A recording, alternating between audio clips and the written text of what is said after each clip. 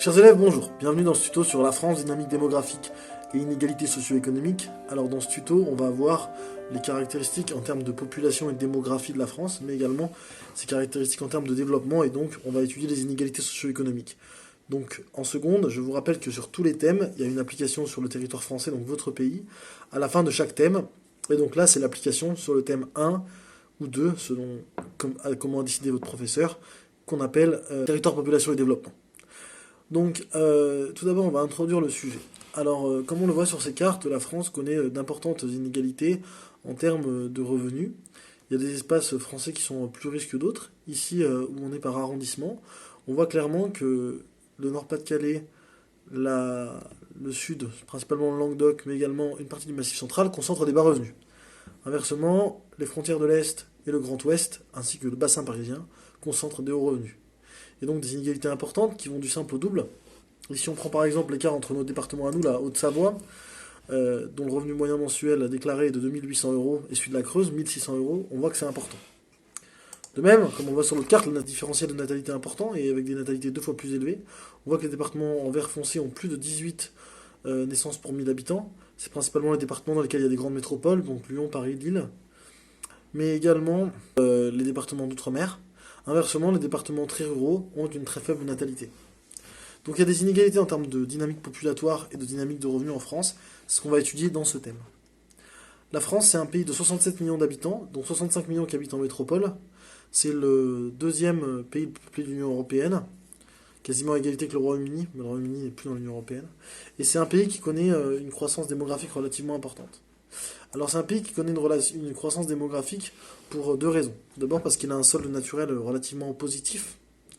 En effet, en France, les naissances tournent autour de 800 000 par an. Alors on a un peu baissé ces dernières années, mais on tourne autour de 800 000 par an.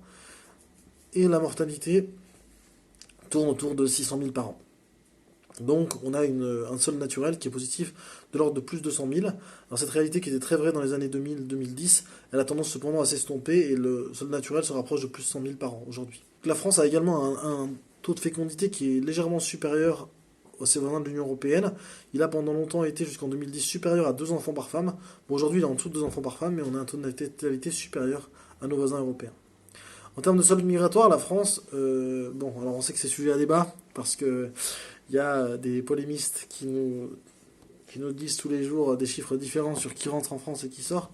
Globalement, on peut dire qu'il y a entre 300 et 310 000 entrées par an du point de vue de l'INSEE. L'INSEE, c'est l'Institut national des statistiques économiques qui définit les grands chiffres de l'économie. C'est un organisme duquel sont issues l'essentiel des statistiques que vous allez voir dans l'ensemble des documents. Voilà, donc il y a un solde migratoire qui est positif. En effet, on connaît une forte immigration de l'Afrique du Nord, de l'Asie, mais également de l'Afrique noire qui vient vers la France. Inversement, la France connaît quand même une émigration, donc elle a un solde migratoire déficitaire avec l'Amérique du Nord et également avec l'Océanie, et donc il y a beaucoup de jeunes Français très diplômés qui partent dans ces continents-là. Mais globalement, la France a un solde migratoire excédentaire et gagne plus de 70 000 par an. Donc dans un premier temps, nous allons observer ces inégalités démographiques. Alors tout d'abord, la France a une architecture urbaine relativement unique. En effet, la France a une ville qui à elle seule concentre un sixième de sa population.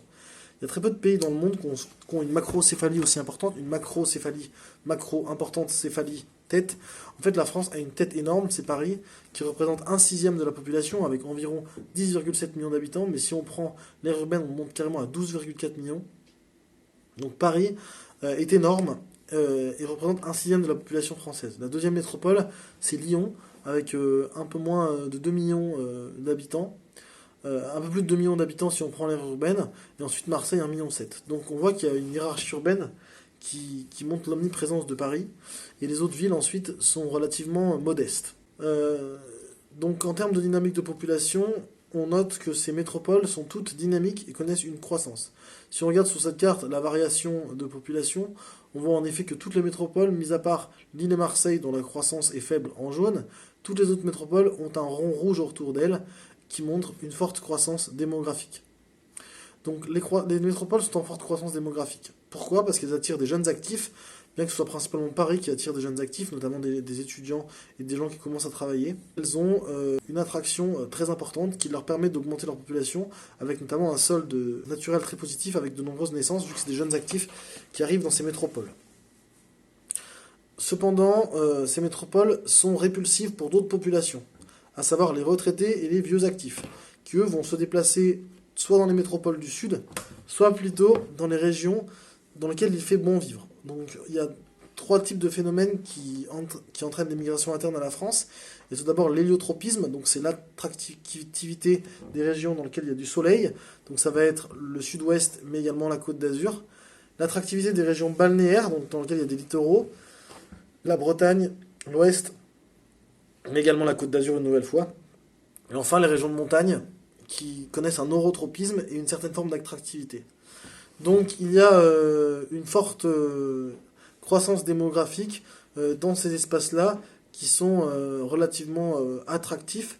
On peut noter également que les frontières de l'Est sont attractives, notamment l'Alsace, la Franche-Comté et l'Ain et la Haute-Savoie, parce que la frontière suisse entraîne des mouvements transfrontaliers qui sont très importants, également le Luxembourg, et ça crée des accumulations de population autour de ces frontières. Donc globalement, si on regarde la carte de France, les pleins se remplissent, à savoir les métropoles et les espaces qui étaient déjà densément peuplés, et les vides se vident. En effet, le Massif central, l'est du bassin parisien, la Lorraine, les Ardennes, qui sont des espaces plutôt vides, continuent de se vider et perdent de la population. De même pour le centre des Pyrénées ou les Alpes du Sud. Inversement, les espaces qui sont pleins gagnent de la population. On a donc, dans la carte de France, un phénomène assez particulier qu'on nomme la diagonale du vide. Sur cette diagonale, il y a très peu de population, et essentiellement des populations âgées. Voilà pour les dynamiques populatoires de la France.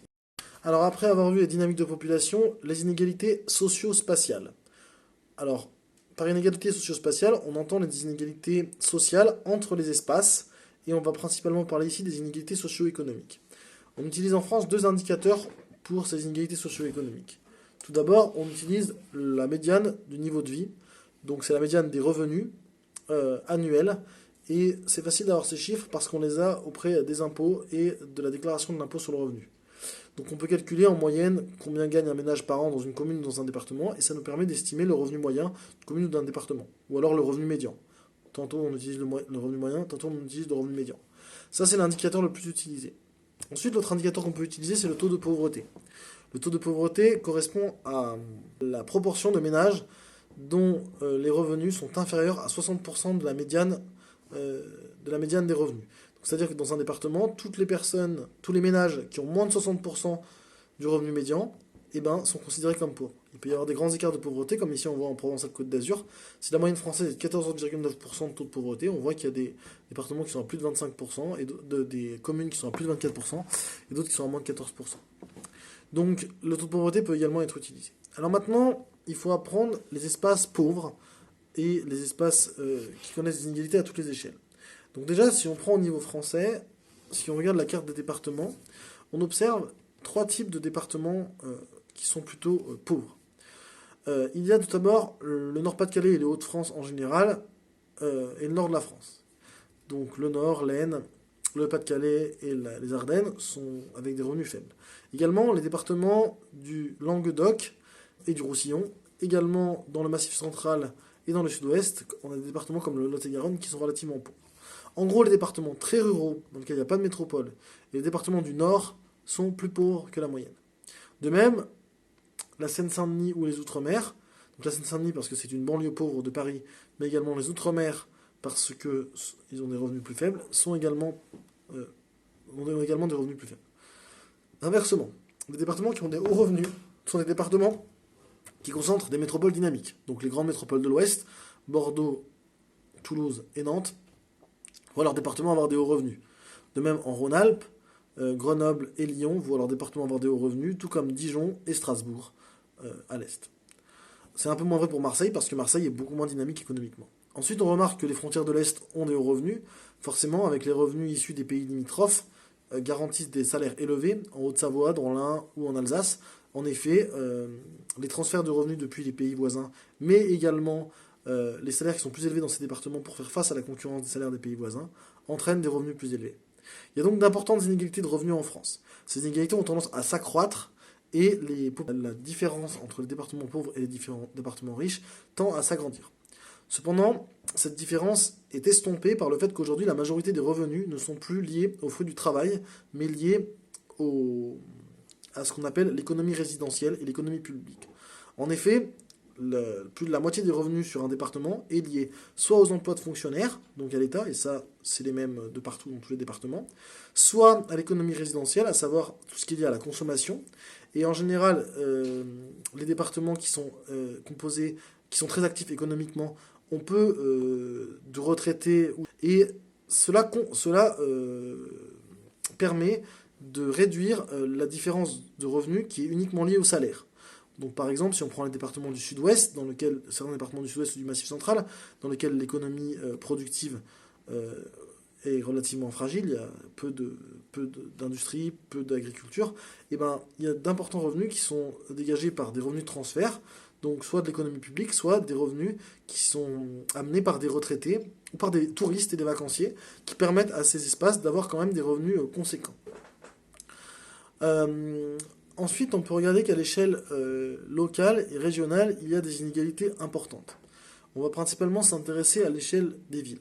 Si on prend par exemple l'Île-de-France sur cette carte, en Île-de-France, il y a d'importantes inégalités de revenus entre la banlieue est de l'Île-de-France, et principalement le département de la Seine-Saint-Denis et du Val-de-Marne, 93 et 94, qui ont des revenus médians par commune en général inférieurs à 20 000 euros par an, alors qu'à l'inverse, des départements comme les Yvelines, les Hauts-de-Seine, ont des revenus médians bien plus élevés. Alors, cela s'explique par une ségrégation socio-spatiale et les populations à bas revenus, les populations immigrées se concentrant dans certains espaces, à savoir la Seine-Saint-Denis, le Val-de-Marne et certains coins de l'Essonne, et inversement, les populations bourgeoises, européennes se localisent dans d'autres espaces de la banlieue, à savoir plutôt les Yvelines, les Hauts-de-Seine. Alors ça, c'est une généralisation abusive, parce qu'on n'a pas des ghettos en France, et de toute façon, en France, on n'a pas le droit de faire des enquêtes sur le type de population immigrée et leur origine dans les banlieues, et ça, on ne peut pas le savoir. On peut juste savoir les revenus. Bon, néanmoins, ça reste une réalité tangible qu'on peut estimer par rapport aux prénoms, etc. Par ailleurs, les inégalités de revenus dans les métropoles ont tendance à s'accroître. Et ces inégalités socio-spatiales ont tendance à se augmenter malgré l'importance dépense qui est faite par les services publics dans le cadre de la politique de la ville, notamment de l'ANRU, l'Agence nationale de rénovation urbaine. Dans son ouvrage, Christophe Guilly, un géographe français, montre que les banlieues françaises entraînent des dépenses monstrueuses de la part de l'État en aménagement, mais également en APL, aide publique au logement, ou alors en prestations sociales, alors qu'inversement, des espaces périurbains, donc des départements comme les Ardennes ou comme l'Aisne, ont des revenus publics transferts de l'État qui sont relativement faibles. Donc ces banlieues en plus sont soutenues par l'État pour ne pas sombrer dans une forme d'exclusion sociale qui serait trop importante. Donc il y a des inégalités importantes au niveau des villes et qui ont tendance à s'accroître. Cela s'observe dans toutes les banlieues, dans toutes les grandes métropoles françaises. C'est le cas également à Lyon, que l'on voit sur ces cartes, où il y a des écarts très importants de revenus entre les espaces de la métropole lyonnaise. En effet, on a des communes comme Vénissieux, ou alors comme Vaux-en-Velin, ou même comme Saint-Fond, dont le revenu médian est inférieur à 17 000 euros, alors que de l'autre côté, vous avez les communes des Monts d'Or, dont le revenu moyen est supérieur à 27 000 euros. Et la plus élevée est à 45 000 euros. Donc on a des écarts de revenus énormes sur le Grand Lyon, et ça montre une certaine forme de ghettoisation socio-spatiale en France, dans les grandes métropoles. Il y a une tendance générale, c'est que les communes de l'Est de l'Est en général sont plus pauvres que les communes de l'Ouest. Ça, c'est vérifiable dans quasiment toutes les métropoles. Alors certaines font exception. Je prendrais par exemple l'exemple de Grenoble, où c'est plutôt les communes du Sud et une commune de l'Ouest qui ont des revenus inférieurs. Mais globalement, si on prend Lyon, Paris, si on prend Strasbourg, cela marche. Donc, ces inégalités, elles ont tendance à s'accroître, notamment du fait d'un phénomène qui s'appelle l'étalement urbain. L'étalement urbain et la périurbanisation entraînent une fuite des populations diplômées et qui ont les moyens de s'acheter une maison individuelle vers l'extérieur, et elle fuit les espaces verticaux des communes de banlieue. Inversement, les centres-villes connaissent une gentrification. La gentrification, c'est la concentration de populations diplômées et jeunes actives dans les centres-villes, parce que les centres-villes regorgent de services comme le cinéma, comme les universités, les conférences, les spectacles, qui sont prisés par les jeunes actifs, et puis également la fête, tout ce qui est lié à la fête. Les jeunes actifs aiment bien faire la fête, et ça se trouve dans les centres-villes. Et donc il y a un retour au centre-ville de la part des populations aisées. En ce qui pose des populations des problèmes de voisinage, prenez par exemple une ville comme Montreuil, qui aujourd'hui se gentrifie, c'est-à-dire qu'il y a de plus en plus de populations aisées qui viennent, et bien il y a des problèmes de cohabitation avec des populations beaucoup plus pauvres et modestes, souvent immigrées, qui n'ont pas les mêmes références culturelles, et ça crée des difficultés. C'est ce que peut connaître le quartier Stalingrad, par exemple, dans le 18e arrondissement à Paris. Donc voilà pour ce tutoriel. Merci de l'avoir suivi, il était un peu long, mais vous avez, je pense, appris beaucoup de choses et beaucoup de vocabulaire. A bientôt pour un nouveau tuto.